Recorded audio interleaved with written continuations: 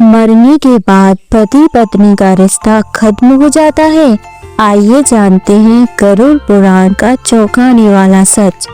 क्या मौत सच में पति पत्नी को अलग कर देती है या फिर आत्माएं 7 जन्मों तक साथ रहती हैं? गरुड़ पुराण में इसका ऐसा जवाब दिया गया है जिसे जानकर आप हैरान रह जाएंगे। हमारे हिंदू धर्म में विवाह केवल एक सामाजिक रिश्ता नहीं है, यह 16 संस्कारों में से एक पवित्र संस्कार माना गया है। 7 फेरे लेते समय पति पत्नी 7 जन्मों तक एक साथ निभाने का वचन देते हैं। लेकिन सवाल ये है, क्या यह वचन सच में अगले जन्म तक चलता है? गरुड़ पुराण के अनुसार आत्मा अजर अमर है, शरीर अश्वर है।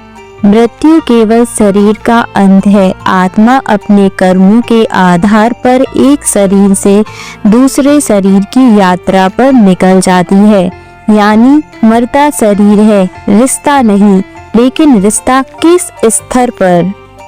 दोस्तों, गरुड़ पुराण कहता है संसार में हर मिलन, हर रिश्ता पूर्व जन्म के कर्मों का परिणाम होता है। पति पत्नी का मिलन भी संयोग नहीं, यह कर्मों का बंधन है। अगर आत्माओं के बीच गहरा लगाव, अधूरा वचन या ऋणानुबंध होता है तो वे बार बार एक दूसरे के जीवन में आती हैं। लेकिन हर बार पति पत्नी बनकर मिले यह जरूरी नहीं। गरुड़ पुराण के अनुसार मृत्यु के बाद आत्मा कुछ समय तक अपने प्रियजनों के आसपास रहती है। कहा जाता है कि पहले 13 दिन आत्मा घर के पास ही रहती है।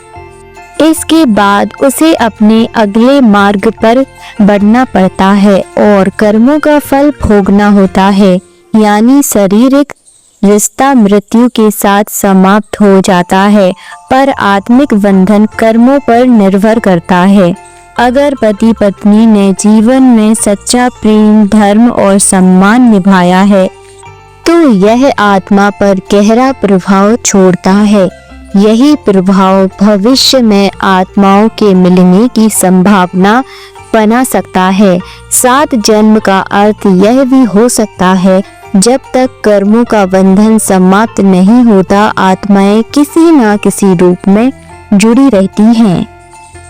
गरुड़ पुराण हमें डराने के लिए नहीं, समझाने के लिए भविष्य के जन्म की चिंता करने से ज्यादा जरूरी है वर्तमान जन्म को प्रेम, सम्मान और समझदारी से जीना, क्योंकि आज के कर्म ही कल का मिलन तय करेंगे। इसीलिए अगर आपका जीवन साथी आपके साथ है तो उन्हें हल्के में मत लीजिए। क्या पता अगला जन्म साथ हो या ना हो।